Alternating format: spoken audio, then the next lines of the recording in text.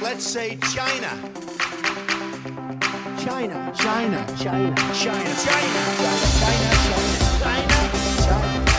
There are no strong neighbors, and you can actually see Russia from land here in Alaska. Go over to China. China.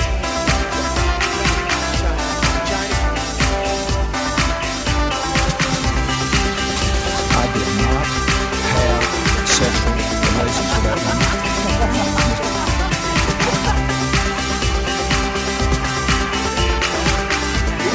Trump statement, tweeting out insults to Angela Merkel. What's he doing? Ladies and gentlemen, please welcome your host. Yes.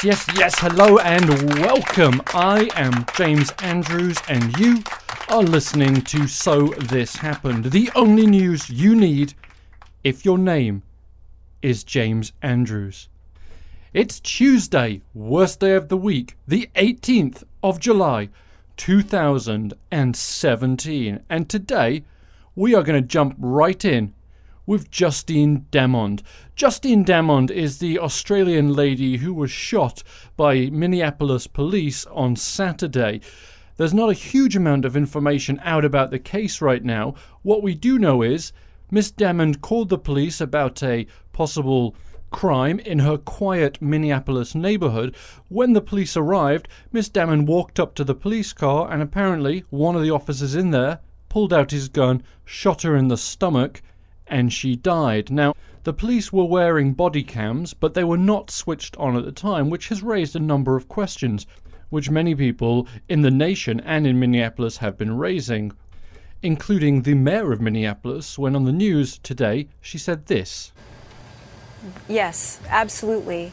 You know, I fought hard to make sure that we have body cameras. They're a very powerful tool. They're not an infallible tool, but they're an important tool in 21st century policing.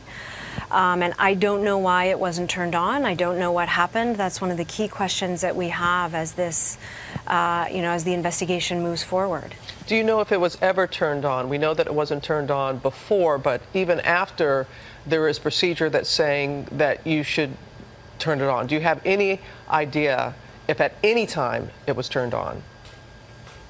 I don't know at this point. The body camera data and footage is with the investigator, and that's independent from the city, so I don't know. Okay, so many questions are going to be asked about this over the next few days, and it truly is a tragedy. This is a lady who seemingly was doing nothing wrong and was gunned down by the police. This isn't the first time that that's happened. This is becoming something that we're seeing almost weekly, where somebody is shot by the police. One news outlet that very rarely reports on any of this is our good friend Fox News. But today, oh my God, they came out and reported all about this, and their headline on their website right now is this: Somalia, immigrant cop Mohammed Noor shot Jessica Damond. Yes, apparently, if the police officer is a Muslim and he shoots a white lady, Fox News is all over that. The story then goes on to talk about how this police officer, Somalia-born, Minnesota police officer, alleged to have shot and killed an unarmed Australian woman on Saturday.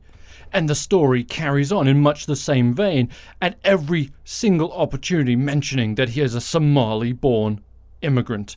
And this is amazing to me, and I don't know if it's quite as amazing to you, but when Fernand Castile was shot and killed by the police, Fox News, crickets. Nothing. But this one, oh my God, it was an immigrant, shot a white lady in the suburbs. This shit is wrong. And I'm not trying to belittle this tragedy in any way. If the shooting was, as it appears, non-justified, then this guy should go down and be sent to prison for the rest of his life. It's murder. Straight. Simple as that, right? My point here is this, that today Fox News is all about this. And they're only all about this, let's be quite honest, because he's an immigrant. If this had just been some white cop who, grew up in Minneapolis, they wouldn't even be talking about this. It would be a little byline, but nope, they love that headline. Somalia immigrant cop Mohammed Noor. So there we go. Fox News, fair and completely fucking biased. And now, continuing on with Made in America Week. I want to play some snippets of Donald Trump's speech he gave to kick off this Made in America Week, which is, great, coming from a man who's never made a fucking thing in America. And this is the very beginning of the speech. Mike Pence has just announced him, and he says, "Thanks, Mike." Then he makes a joke about some bloke wanting to kiss him. Mike Pence, literally, you can see he's tenting in his trousers. And you can hear him in the background just giggling away like a little schoolboy. So here's the prez.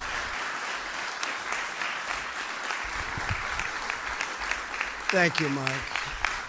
And Mike, it is true that as I walked through the halls, we saw so many great companies. But the gentleman who was in charge of Omaha Beef, they do beef, he hugged me. He wanted to kiss me so badly because he said, our business is a whole different business now because you got China approved. The other administrations couldn't even come close.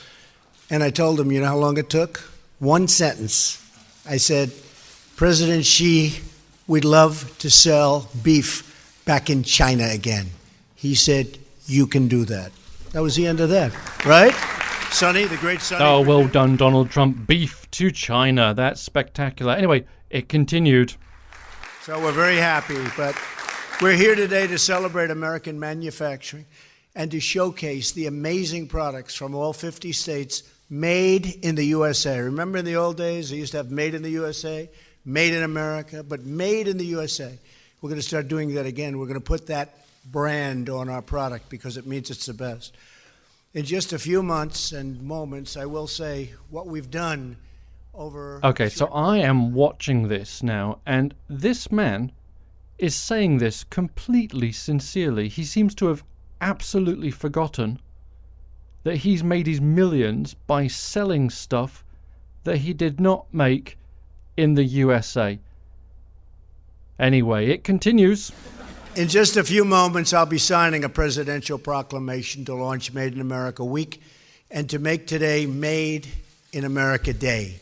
We are thrilled to be joined today by so many incredible members of my cabinet. Every member of my administration shares the same goal: to provide a level playing field for American workers and for American industry. And this is the part of the show when I wish I had a bullshit meter, because it is literally about to explode through the roof. We want to build, create, and grow more products in our country using American labor, American goods, and American grit. When we purchase products made in the USA, the profits stay here, the revenue stays here, and the jobs, maybe most importantly of all, they stay right here in the USA. In the audience today...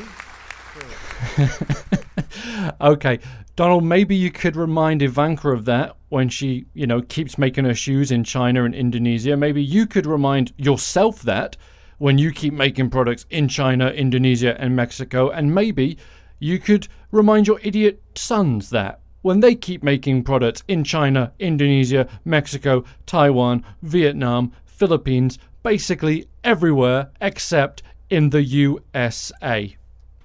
And let's just keep rolling with the bullshit, shall we? Yesterday, Donald Trump made a statement, and this is the statement. In Pennsylvania, 2 weeks ago, they opened a mine. The first mine that was opened in decades. Well, we picked up 45,000 mining jobs in a very short period of time. That was a statement from Donald Trump. The only problem with that statement is we don't know where these 45,000 mining jobs are. There is literally no evidence of this. We can prove that 800 coal mining jobs have been created since he became president. 800. That is certified. That's true. 800 coal jobs. The 45,000 mining jobs that he refers to in the statement yesterday, they are somewhat of a mystery to everybody. It's kind of baffling everybody that's looking at this. Even coal miners are acknowledging that, the US coal industry's boom days are gone and it's kind of over. Oh, and for point of reference, because I found this quite funny actually. So since Donald Trump took office, 800 coal mining jobs have been created.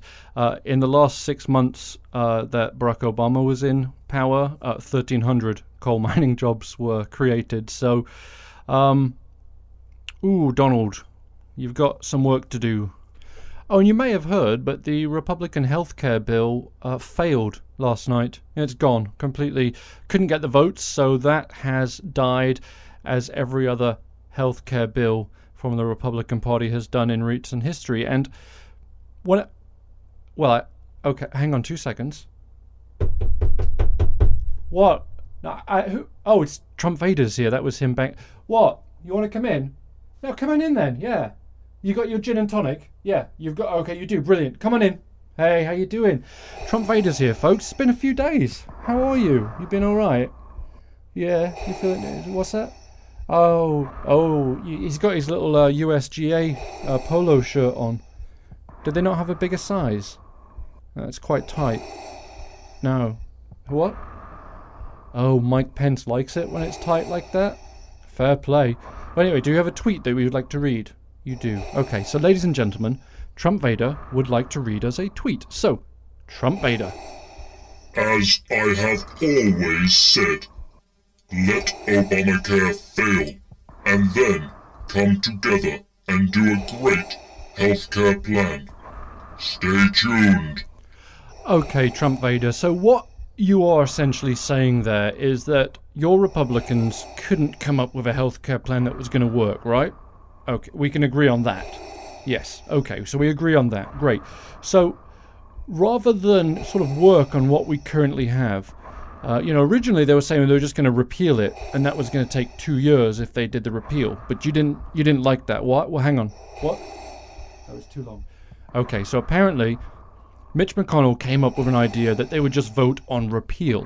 But that would take 2 years to enact. And that, apparently, that's too long for Trump. He doesn't want to wait 2 years. He just, he's doing this, like the knife across his throat motion. Just let it die. Okay, so do you think that just letting the healthcare just die is in the best interest of the American people? You do. Okay, you do. You're nodding. Okay, so you do. So you think that just let it fail without any backups, that's the best way to go. That's what will benefit most Americans. Yes. Okay, that's what he thinks. He's nodding away here. Okay, so... Alright, well... I don't know. I disagree with you on this, I'm afraid. Yeah, I know. I disagree with you on pretty much everything, but...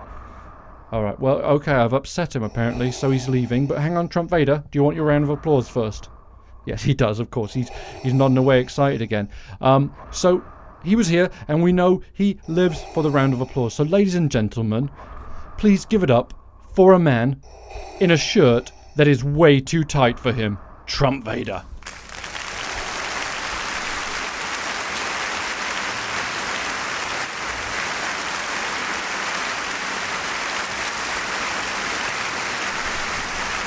Okay, I'm sorry, that's too much.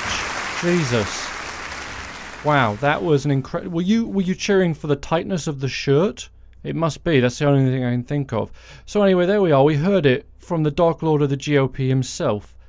The best course of action here is to just let Obamacare fail. And trust me, folks.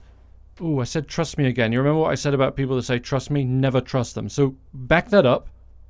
Let me tell you something. Obamacare will fail currently. Okay, it was never complete. The Democrats passed Obamacare, they got the bill through, and then at that point, that's when you tweak a bill. It's a brand new thing. It's an idea, and you have to, you tweak it. You go, okay, that's not working, so we'll change that. That works, so let's bring that over here and replace it with the thing that doesn't work, and then we'll do that. And it's like a dance, you see. You take and you make it better as time goes on. But the Republicans have no interest in doing that whatsoever. And Donald Trump himself has said, no, just let it fail. Let's not do anything to it and it will fail, which it will. In its current form, it's unsustainable. So that apparently is what's in the best interest for the American people, is whatever healthcare we have, just let that fail, and then when that's failed and everyone's fucked, we'll start again from the ground and we'll work our way up from there. I don't know. To me, that's just, it's cruel and it's unusual. I'm not sure why you would do that. We already have a healthcare plan that's in place, and yes, it needs work.